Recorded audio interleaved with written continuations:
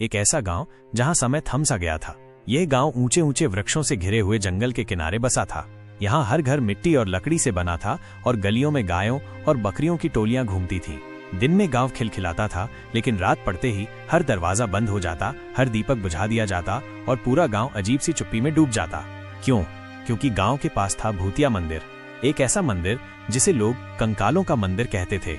गांव वालों के बीच एक दहशत भरी परंपरा थी। अमावस्या की रात को कोई भी जंगल की ओर नहीं जाएगा। बुजुर्गों का कहना था, उस रात कंकाल जागते हैं, वो मासूम आत्माओं की तलाश में निकलते हैं। जो भी उनके हाथ आ जाए उसे वो कभी वापस नहीं लौटने देते। पर बच्चों का मन किसने समझा है? भय और जिज्ञासा दोनों उनके दिल में गहरी जड़ें जमाए हुए थे। मीरा और सोहन दोनों ही चंचल और निडर बच्चे थे। मीरा की आंखों में हमेशा चमक रहती थी, जैसे हर रहस्य को जानने की चाह हो। सोहन थोड़ा डरपोक था, लेकिन मीरा के पीछे पीछे चल ही पड़ता था। एक दिन दोपहर को जब सूरज अपनी तपिश खोने लगा, मीरा ने सोहन से कहा, आज चलते हैं जंगल की तरफ। सब बुजुर्ग झूठ बोलते हैं, कोई कंकाल वंकाल नहीं होता। सोहन घबराया, नहीं मीरा, मत चलो, दादी कहती हैं कि मंदिर शापित है। पर मीरा ने हंसते हुए उसका हाथ पकड़ लिया। डरपोक मत बनो, बस किनारे से देखेंगे, अंदर नहीं जाएंगे। सोहन भारी मन से तैयार हो गया। दोनों अपने छोटे छोटे कदमों से गांव की सीमा पार करते हुए जंगल की ओर बढ़ने लगे। जैसे जैसे वे आगे बढ़ते, हवा ठंडी होती जा रही थी। पेड़ अपने आप झूम रहे थे, जैसे किसी अदृश्य शक्ति से प्रभावित हों। आसमान पर गहरे काले बादल मंडरा रहे थे और सूरज की रोशनी धुंधली पड़ने लगी थी। पहली झलक मंदिर की। कुछ देर चलने के बाद वे मंदिर के पास पहुंचे। मंदिर पूरी तरह से टूटा हुआ था, दीवारों पर काई जमी थी, दरारें पड़ी थीं। मंदिर के दरवाजे लटक रहे थे, जैसे कोई अदृश्य ताकत उन्हें पकड़कर झुला रही हो। मंदिर के ऊपर टेढ़े मेढ़े अक्षरों में लिखा था, श्रापित भूमि प्रवेश वर्जित। सोहन कांपते हुए बोला, चलो मीरा, वापस चलते हैं। पर मीरा मंत्रमुग्ध थी। वो आगे बढ़ी और मंदिर के दरवाजे पर हाथ रखा। तभी खड़खड़ाहट की आवाज आई, जैसे सूखी हड्डियां आपस में टकरा रही हों। पेड़ों के बीच से एक तेज सरसराहट हुई और फिर निकले 4 कंकाल। उनकी सूनी खाली आंखों से नीली रोशनी झलक रही थी। उनकी पसलियां बाहर झांक रही थीं और उनके हाथों में जंजीरें लटक रही थीं। कंकाल धीरे धीरे मीरा और सोहन की ओर बढ़ने लगे। सोहन ने चीखते हुए दौड़ लगाने की कोशिश की, लेकिन तभी एक कंकाल ने उसकी टांगों को जकड़ लिया। मीरा भी डर के मारे चीखी, पर उसका मुंह एक सड़ी हुई हड्डी से दबा दिया गया।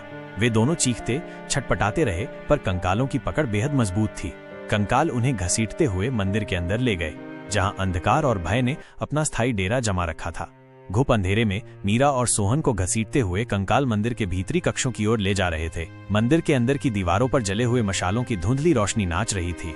दीवारों पर विचित्र चित्र बने थे, तांत्रिक अनुष्ठान, रुद्राक्षों से लिपटे कंकाल और अजीब देवताओं के राक्षसी चेहरे। मीरा की आंखों से आंसू बह रहे थे। सोहन कांपते हुए बड़बड़ा रहा था, हमें छोड़ दो प्लीज।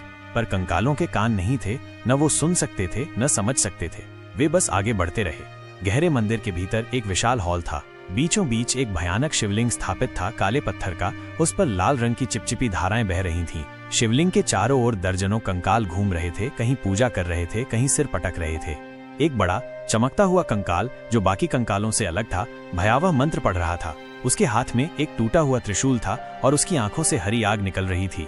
यह था कंकालों का मुखिया। मीरा और सोहन को एक पत्थर की वेदी पर फेंक दिया गया। सभी कंकाल एकत्रित हो गए। वे नाचने लगे, बुरी तरह से चिल्लाने लगे। मुखिया कंकाल शिवलिंग के सामने झुका और बोला, महाकाल की जय, नई बलि आ गई है। तभी अचानक शिवलिंग से एक भारी गर्जना हुई। मंदिर की जमीन कांप उठी। एक धुंधली काली आकृति शिवलिंग से बाहर निकली, जैसे कोई राक्षसी आत्मा जन्म ले रही हो। मीरा और सोहन ने पूरी ताकत से चिल्लाना शुरू किया, लेकिन उनकी आवाज मंदिर की गहराइयों में गुम हो गई। मंदिर की जमीन अब भी कांप रही थी। शिवलिंग से निकली धुंधली काली आत्मा हवा में तैर रही थी। उसकी आंखें आग जैसी चमक रही थीं और उसकी सांसों से हवा में बदबू फैल रही थी, जैसे सड़े हुए मांस की। कंकाल अब जमीन पर लेट गए थे। वे उस आत्मा की पूजा कर रहे थे। मुखिया कंकाल ने एक कटा हुआ जानवर का सिर शिवलिंग के पास रखा और चिल्लाया, हे महाकाल, हमारी बलि स्वीकार करो। मीरा और सोहन अब बेहोश हो चुके थे। एक कंकाल धीरे धीरे सोहन की ओर बढ़ा। उसके हाथ में एक लोहे की कील थी। तभी मंदिर के बाहर बिजली चमकी और एक रहस्यमयी साया दिखाई दिया। उसके हाथ में एक जलती हुई मशाल थी और उसकी आंखें किसी योद्धा जैसी थीं। वो कौन था? कोई साधु, कोई देवदूत या कोई बदला लेने आया इंसान? कंकाल उस साये की ओर घूमे और डर के मारे पीछे हट गए। वो साया बोल उठा, तुम सब शापित आत्माएं हो। अब समय आ गया है मुक्ति का या विनाश का। मंदिर के दरवाजे पर खड़ा वो रहस्यमय साया अब धीरे धीरे भीतर बढ़ा। उसके कदमों से जमीन पर चिंगारियां निकल रही थीं, जैसे वो साधारण इंसान नहीं बल्कि खुद अग्नि का अवतार हो। कंकाल पीछे हटते जा रहे थे, वे उसे पहचान चुके थे। मुखिया कंकाल चीखा, वो वापस आ गया है, वही जिसने पहले भी हमारी पूजा रोक दी थी। वो व्यक्ति बोला, मैं अग्निरथ हूँ, तुम्हारे श्राप की जड़ जानता हूँ और आज इसे जलाकर राख करने आया हूँ। अग्निरथ ने अपनी मशाल को ऊपर उठाया और शिवलिंग से निकली आत्मा एक भयानक चीख के साथ कांप उठी। तुम मुझे नहीं जला सकते, आत्मा गुर्राई। लेकिन अग्निरथ शांत रहा। उसने पवित्र अग्निवल्ली नाम की जड़ी बूटी निकाली जो सिर्फ पहाड़ों की गुफाओं में मिलती थी और श्रापित आत्माओं का अंत कर सकती थी। वो शिवलिंग के चारों ओर एक जलता हुआ घेरा बनाने लगा। कंकाल अब जलने लगे थे। उनकी चीखें मंदिर की दीवारों से टकरा रही थीं। मीरा और सोहन की आंखें अब खुल चुकी थीं और वे पहली बार देख रहे थे कि अच्छाई और बुराई का असली युद्ध कैसा होता है। अग्निरथ की जलती हुई रेखा अब शिवलिंग को चारों तरफ से घेर चुकी थी, लेकिन आत्मा की शक्ति कमजोर होने के बजाय और उग्र हो गई थी। उसने गगनभेदी चीख मारी और मंदिर की छत कांप उठी। तू सोचता है कि सिर्फ आग से मेरा अंत होगा? आत्मा गरजी। अग्निरथ पीछे नहीं हटा। उसने कहा, तू एक बलि से जन्मी है और एक निर्दोष की अंतिम बलि से ही तुझे मोक्ष मिलेगा। मीरा और सोहन अब सहम चुके थे। अग्निरथ उनकी ओर मुड़ा। तुम दोनों ही श्राप के केंद्र में हो, लेकिन मैं तुम्हें बलिदान नहीं बनने दूंगा। तभी शिवलिंग के नीचे की जमीन फट गई और एक गुप्त तहखाना खुला। उसमें एक प्राचीन मूर्ति थी जिसके सामने एक कंकाल पुजारी की आत्मा बैठी थी। उसने मुंह से खून टपकाते हुए कहा, हर 100 साल में एक निर्दोष बच्चे की बलि देकर यह मंदिर जीवित रहता है और आज की रात वही बलि होनी है। अग्निरथ ने तलवार निकाली। वो पवित्र अग्नि से बनी थी। अगर आज कोई कटेगा तो वो मैं होऊंगा, पर ये मासूम नहीं। आत्मा ने मंदिर को हिलाना शुरू कर दिया। दीवारों से खून बहने लगा, मूर्तियां रोने लगीं। एक अंतिम युद्ध शुरू हो चुका था। क्या अग्निरथ मासूमों को बचा पाएगा? क्या श्रापित आत्मा को मोक्ष मिलेगा या और भी खून बहेगा? जहां होगा कंकालों के श्राप का अंतिम सामना, शिवलिंग का रहस्य उजागर होगा और तय होगी गांव की किस्मत। आग और राख के बीच अग्निरथ और आत्मा का युद्ध अपने चरम पर था।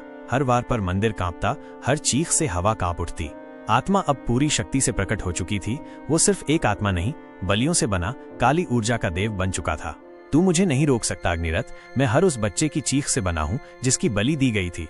लेकिन अग्निरथ ने आंखें बंद कर लीं और बुदबुदाया, हे शिव, इस अधर्म का अंत अब तू ही कर। तभी मंदिर के शिवलिंग से तेज रोशनी निकली और उस प्रकाश में शिव का आकार बनता चला गया। भगवान शिव की छाया प्रकट हुई। उन्होंने कहा, श्राप को बलि से नहीं, क्षमा से मुक्त करो।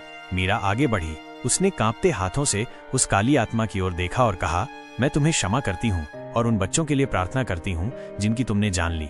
आत्मा कांपी। उसकी चीख अब क्रोध की नहीं, पछतावे की थी। मैं मुक्त होना चाहता हूँ। अग्निरथ ने आखिरी बार अपनी तलवार जमीन में घुसाई और पूरा मंदिर सफेद रोशनी से भर गया। कंकालों की चीखें शांत हो गईं। मंदिर ढहने लगा, लेकिन अब वो श्राप से मुक्त था। मीरा और सोहन बाहर निकले। सूरज की पहली किरण उनके चेहरे पर पड़ी। गांव में पहली बार वर्षों बाद शांति की घंटी बजी। अंत। लेकिन एक दरवाजा फिर खुला। मंदिर के खंडहरों के बीच एक और दरवाजा था जो अब खुल रहा था। उसके पीछे एक और रहस्य छुपा था। अगर आप जानना चाहते हो ऐसे ही मजेदार रहस्य और कहानी, तो हमारे चैनल को सब्सक्राइब करें और लाइक करें। बेल आइकन दबाना ना भूलें ताकि कोई भी अपडेट आपसे छूटे नहीं। धन्यवाद।